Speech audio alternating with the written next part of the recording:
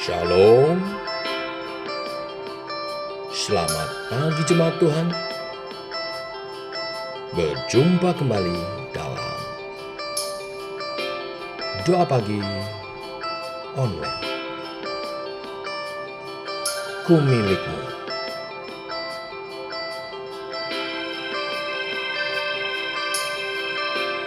Dalam kesesakanku,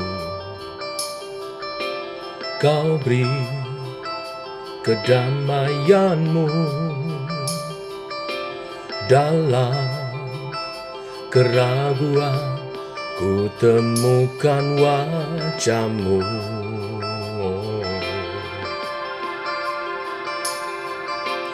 Karena pengorbananmu, Kau jadikanku baru. Sungguh ku terkagum, amanku di dalam-Mu, Yesus. Kau membuatku sesuai rencana-Mu. Kau memegang setiap musim hidupku. Ku serahkan semua kekhawatiranku, ku milik-Mu.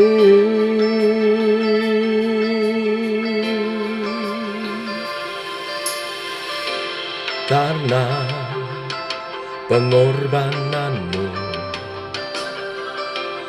Kau jadikanku baru.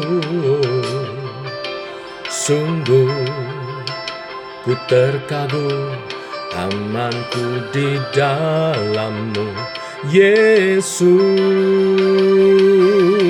Kau membuatku sesuai rencana-Mu.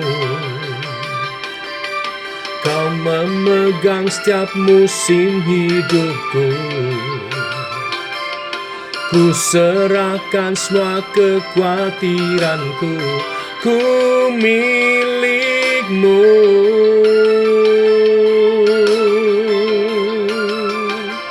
Semua kekuranganku Kau pun tahu,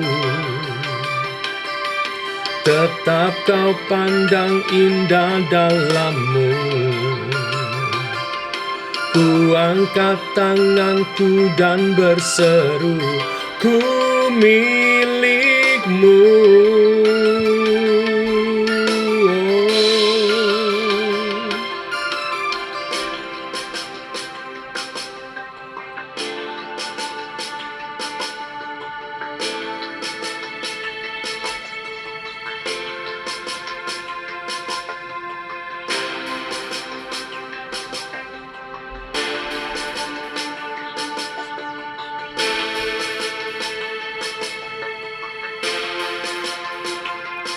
I am yours, now forever. In your grace I surrender. You are mine, now forever. I'm alive in your wonder. I am yours, now forever. In your grace I'm surrender. You are mine, now forever. I am alive in your wonder. I am yours, now forever. In your grace I surrender. You are mine, now forever. I am alive in your wonder.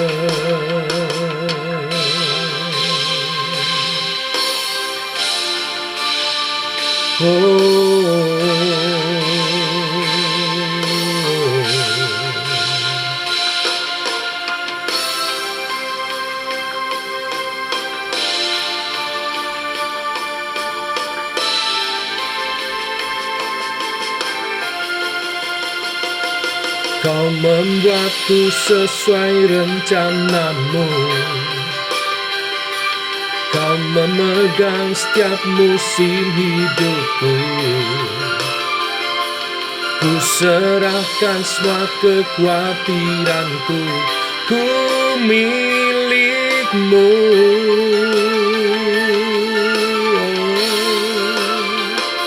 Semua kekuranganku kau pun tahu, tetap kau pandang indah dalammu. Ku angkat tanganku dan berseru, ku milikmu.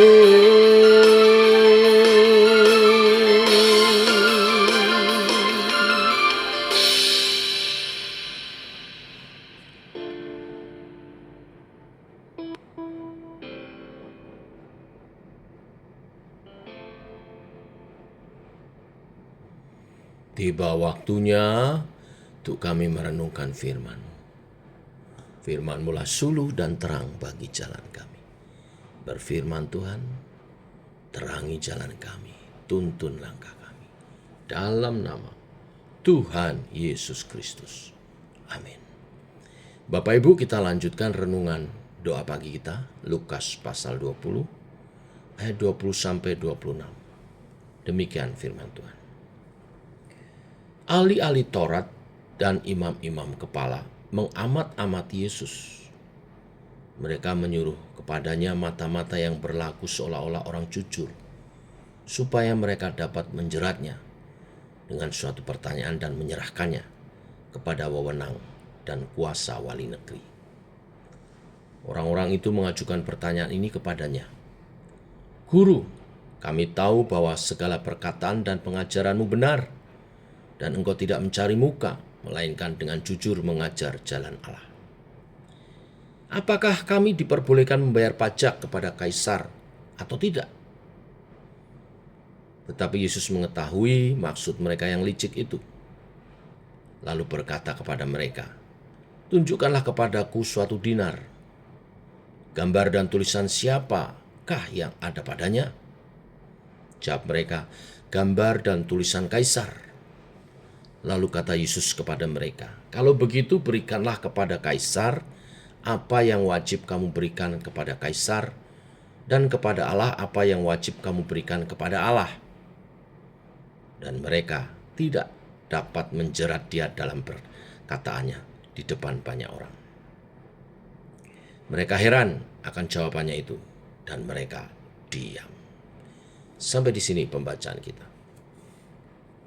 Bapak Ibu, setelah peristiwa Yesus marah di bait Allah mengusir para pedagang, hal itu membuat para imam dan ahli Taurat sangat ingin menyingkirkan Yesus. Maka ia terus mencari kesalahan Yesus. Seorang mata-mata disusupkan di antara kerumunan murid-murid Yesus yang mendengar pengajarannya. Dan ia bertanya kepada Yesus, apakah kita diperbolehkan membayar pajak kepada kaisar atau tidak? Yesus tahu bahwa jawabannya bukanlah boleh atau tidak, karena pertanyaan ini adalah pertanyaan yang menjerat. Kalau Yesus menjawab boleh, artinya dia setuju dengan kaisar, penjajah, dan akan sangat dibenci oleh pengikutnya yang adalah orang-orang Yahudi. Kalau dia bilang tidak, maka dia akan bertentangan dengan pemerintah yang ada, pemerintah Romawi, dan dia bisa ditangkap. Dia tahu terlepas dari jeratan pertanyaan itu ada hal prinsipal di balik pertanyaan tersebut. Ahli Taurat dan imam-imam kepala percaya bahwa Allah adalah raja mereka. Orang Yahudi percaya bahwa Allah lah raja di atas segala raja. Tanah air yang mereka diami adalah karunia Allah dan miliknya. Kalaupun harus membayar pajak, Allah lah yang berhak menerima, bukan penjajah. Itulah yang mereka lakukan melalui persembahan persepuluhan. Persoalannya mereka berada dalam penjajahan Romawi yang menarik pajak dari warganya. Bapak Ibu, sebenarnya kisah ini tidak hanya berbicara soal pajak. Yesus berhasil mengurai persoalan itu dengan hikmat-Nya. Dia meminta mereka menunjukkan mata uang yang digunakan untuk membayar pajak. Setelah itu Yesus bertanya, gambar dan tulisan siapakah ada padanya? Pertanyaan itu bermaksud menjernihkan persoalan. Mata uang sebagai alat pembayaran pajak memperlihatkan pengakuan wewenang kaisar secara tidak langsung sebagai pemerintah. Mereka terpaksa harus mengakui kewibawaan kaisar dalam hidup sehari-hari. Pada titik itulah Yesus berkata, berikanlah kepada kaisar apa yang wajib kamu berikan kepada kaisar. Tetapi tidak sampai di sini saja. Dan kepada Allah apa yang wajib kamu berikan kepada Allah. Kalimat Yesus ini gamblang memperlihatkan bahwa keberadaan kaisar sejati lebih rendah daripada Allah. Bukankah Allah yang menciptakan kaisar? Dan bukan sebaliknya, bukan? Artinya, jika pemerintah menyimpang, umat Allah wajib mengkritiknya, meluruskannya. Orang Kristen harus lebih takut kepada Allah daripada kepada pemerintah. Tetapi pemerintah memang punya wewenang untuk menarik pajak. Jadi harus taat. Dalam hal inilah kita menjadi warga negara yang baik dengan menjalankan kewajiban kita kepada negara. Jawaban yang sangat bijaksana yang dapat menjadi acuan juga bagi kita jemaat di akhir zaman ini. Kita harus menghormati dan mentaati pemerintah. Tetapi lebih dari itu, harus lebih mentaati, menghormati Tuhan. Tuhan memberkati. Biarlah benaran firman hari ini memberkati kita menjadi warga negara yang baik, taat pajak, dan mendukung program-program pemerintah yang mensejahterakan rakyatnya. Tuhan memberkati. Mari kita berdoa. Bapa, kami mengucap syukur pagi hari ini firman-Mu bersinggungan dengan tugas dan kewajiban kami sebagai warga negara. Biarlah kebenaran firman hari ini menuntun untuk setiap umat Tuhan menjadi warga negara yang baik. Kami bersyukur untuk pemerintah Indonesia. Kami berdoa untuk Kepala Negara, Presiden kami, Bapak Presiden Prabowo, dan wakilnya Bapak Wakil Presiden Gibran. Tuhan memberi kesehatan mereka, hikmat, dan menolong mereka menjalankan tugasnya dengan baik, menata dan mengatur negara ini menjadi lebih baik. Tidak hanya 5 tahun ke depan, bahkan tahun-tahun berikutnya, program-program dan target-target untuk pemerintah Indonesia mencapai tahun emasnya digenapi, dinyatakan, sehingga Indonesia menjadi negara yang lebih baik. Secara khusus berdoa untuk masalah yang dari dulu masih ada sampai sekarang tentang kerukunan umat beragama, tentang keharmonisan sebagai warga negara Indonesia. Kami berbeda-beda memang, dari letak kepulauannya, suku, etnis, budaya memang berbeda-beda, tidak bisa diseragamkan, termasuk juga menyeragamkan agama. Tapi yang kami bisa kerjakan sebagai umat Tuhan adalah berdoa supaya kami bisa hidup berdampingan dengan damai dan menjadi kesaksian bagi rakyat Indonesia yang mungkin berbeda keyakinan.